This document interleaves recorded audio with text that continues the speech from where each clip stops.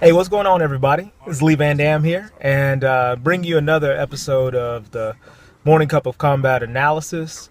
This is episode 3. Nice. Episode 3. I think I'm going to have to change the name, though, because in the analysis talks, I talk about a lot more than just what happens on Morning Cup of Combat. So if you've got any better names, just leave them in the comment section below. Greatly appreciate it, and I'll see what else I come up with also. Today I want to talk about a few things. First, Sun God Kotalkon's coming along really well, and so things have been going really good with him. I think I finally have a handle on the moves. The damage is there. He does really great damage, and so now it's all about putting together the pieces that will allow me to get all the opportunities to be able to utilize that damage. Now he doesn't have the immediate 50-50 mix-ups that War God has. Well, sword attacks, he has different challenges because of just having to throw and what to do with it. So his ground game is going to be really important. The parry is going to be really important, and so starting this week I'm going to explore what I can do off the parry, try to figure out which strings allow me to get at least a 1-1-4 punish. Since that's a really fast punish and it leads to really good damage as long as I have one bar. Like, it leads to pretty good damage without a bar. But I just want to see what I can come up with, because that's going to be a really important part of the game. He's going to have those defensive things that allow him to capitalize on really low frame situations that the parry gives him in order to deal the damage he's lacking from the mix-ups. So I'll be doing some labs. If I find anything really interesting, I'll put together videos of it. I'll be sure to post it and let you know what's going on.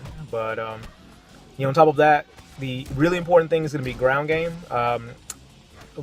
Episode 4 of Mortal Monday just happened, so I was playing with my buddy TRK, and my goal in this was to not jump nearly as much as I was doing before. The reason being is because in a 2D game, and this is something I learned from Street Fighter many years ago, there are a lot of great articles from Seth Killian and a lot of other great players from way back on Shoryuken.com, and I'm sure there's going to be a lot of great stuff coming out. Test your might for this game too.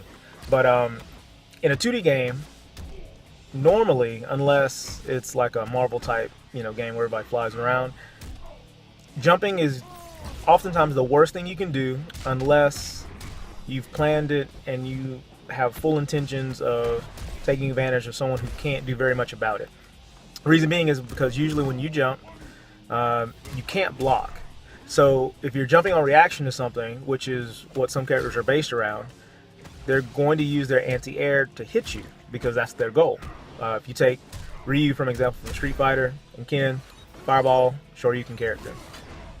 Outside of the poking and everything, their goal is to make you jump over a fireball on reaction, so then they have enough time to Dragon Punch you. And so that's damage that's free.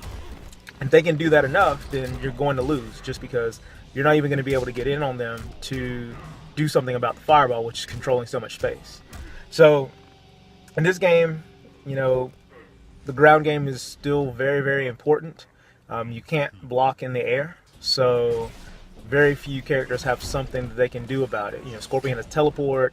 I think a version Katana can float. I don't know. I've seen it in some videos, but I'm not sure. Some characters can blink out and then come back.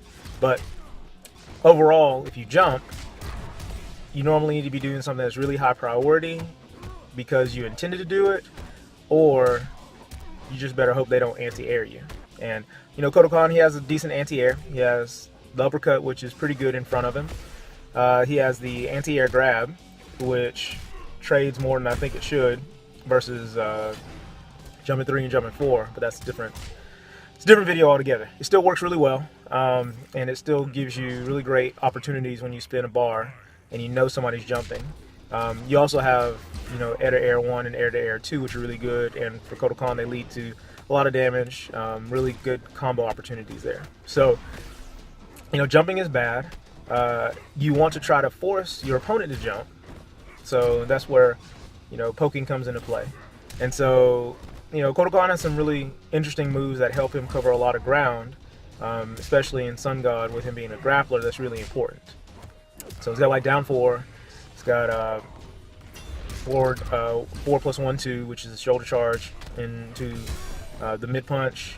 For a really long range whiff punisher, he's got 4 plus 1 back 2, which will launch them, and so you can cancel into the air grab for that.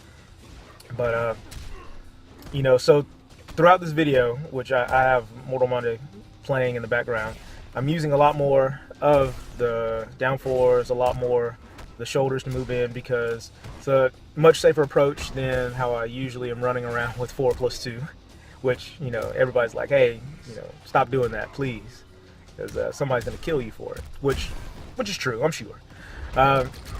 So now what I'm doing is I'm trying to incorporate more things like 2-1-2, which ends in overhead, so they have to block it high if they start blocking.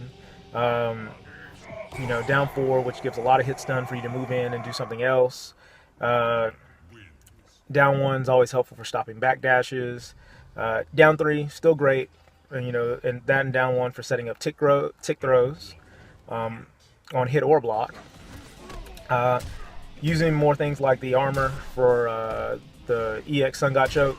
So after a string that's safe, but you don't have advantage, using those sort of things. But I'm going to get into that a little bit later.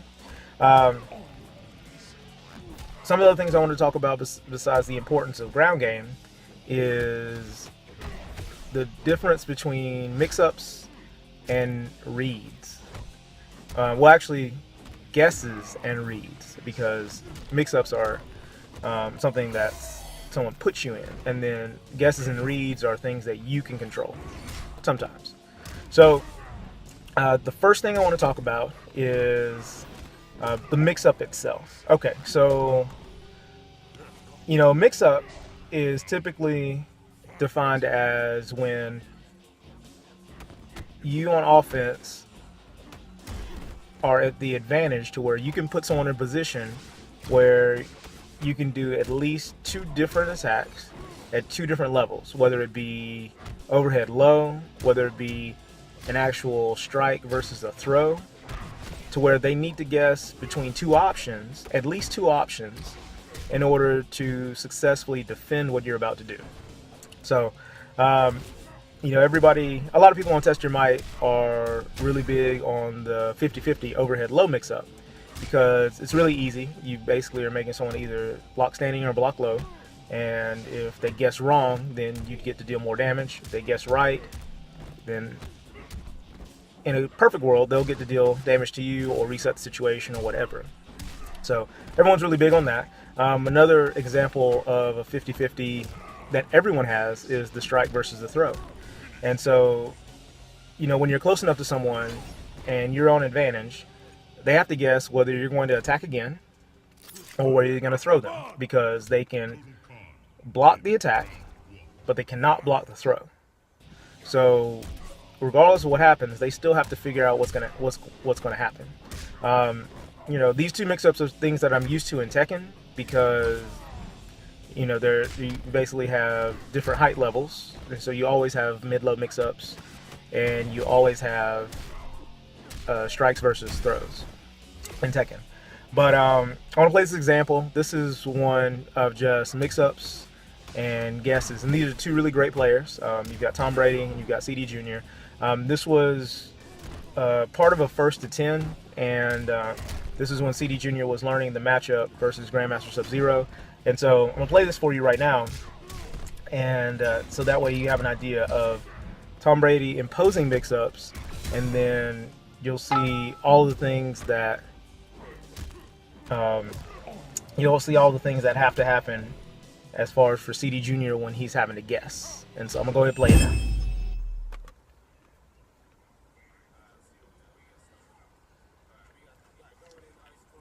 So he's got the clone. Okay, slide. So he's got him in the corner. Now he's got the clone blocking him. All right, so he uses projectile to break the clone, but gets punished. All right, so he's back in the corner with the clone. The combo just keeps him there. He gets out. So he's back in the corner. Okay, so he's taking the full combo, and then the clone's there again. And so there goes the overhead, and there goes the clone setup again. Throw into the clone instead of the overhead this time, and the combo ends the round. So, you know, he was blocking for the overhead, and then so the grab pulls him into the clone, and so Brady still gets the combo. Clone's still there. All right, he breaks the throw. That's great. Tries to attack him, but the clone freezes him. All right, there's the low. So now you've seen an overhead, you've seen a throw, and you've seen a low while he's figuring out what to do to get around the ice clone. And then the X-ray ends the round.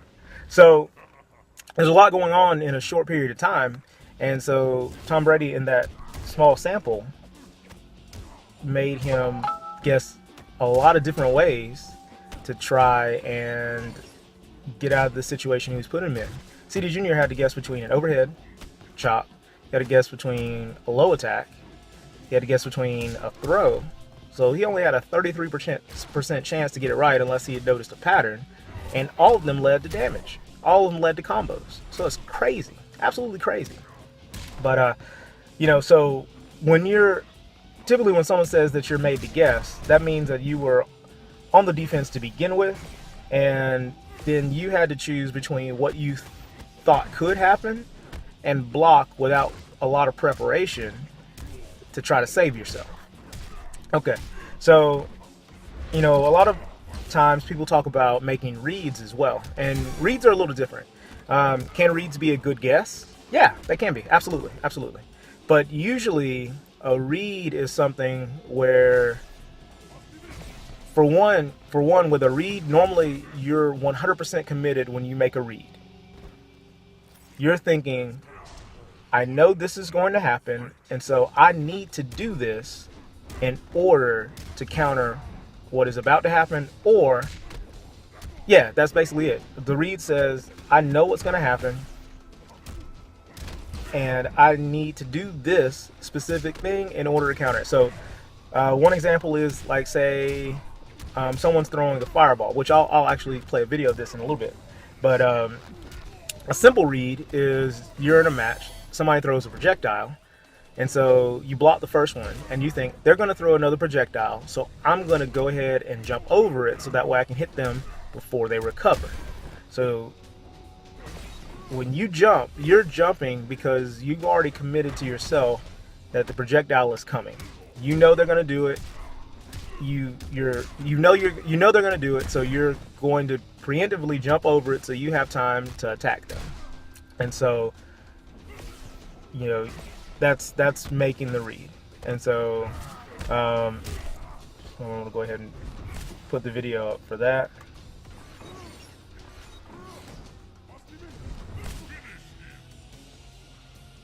All right. Okay, so right there. All right, so that's where the read comes. Okay, so match is going along.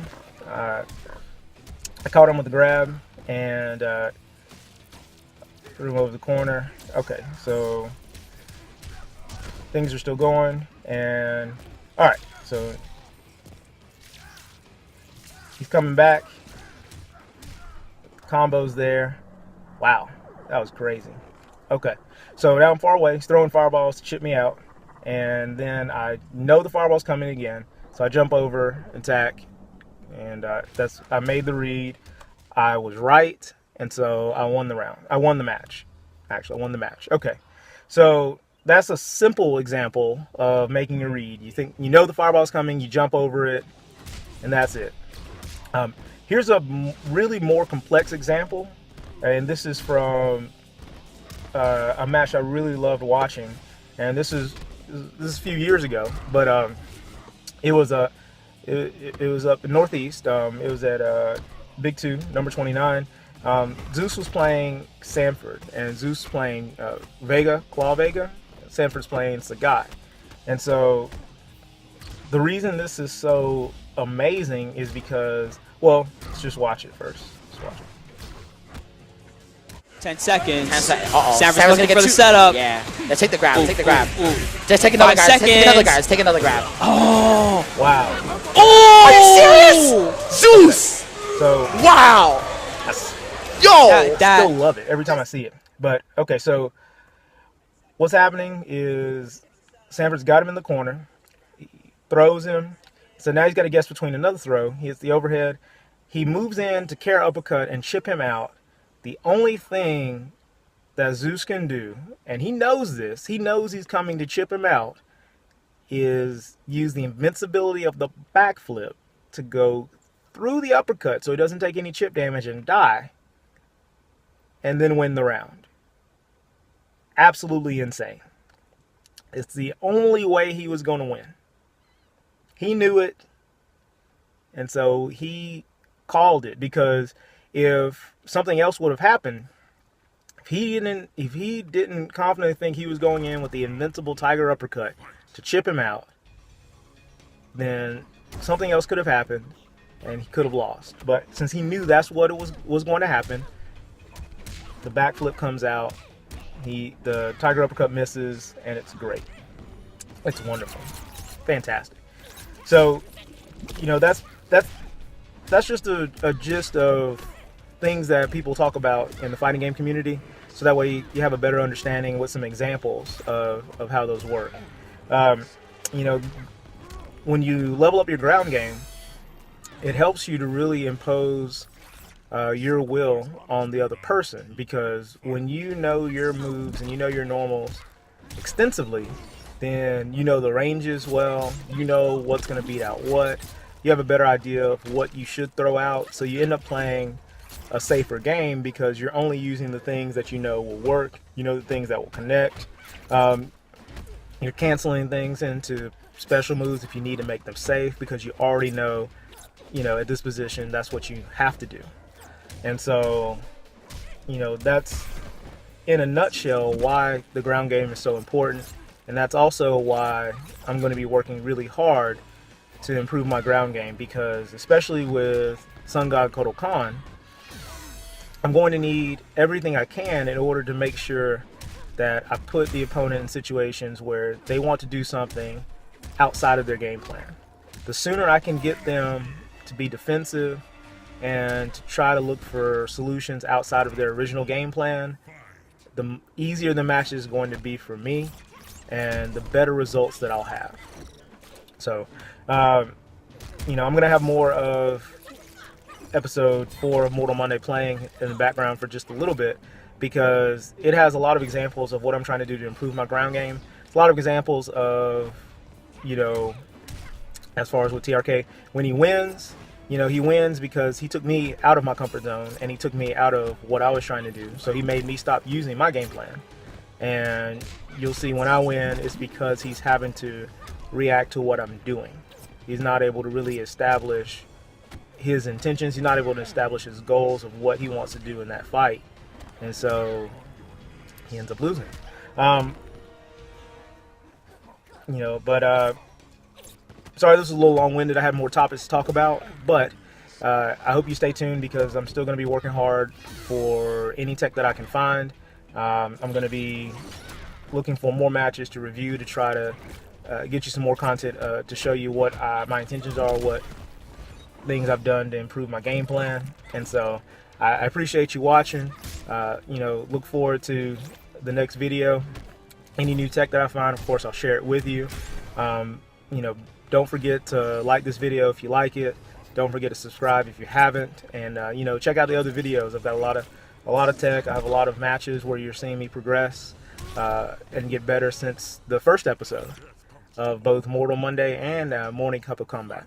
You're also seeing a lot of other people progress too. So you're seeing me get beat up by really, more complex strategies. So it's neat on both sides.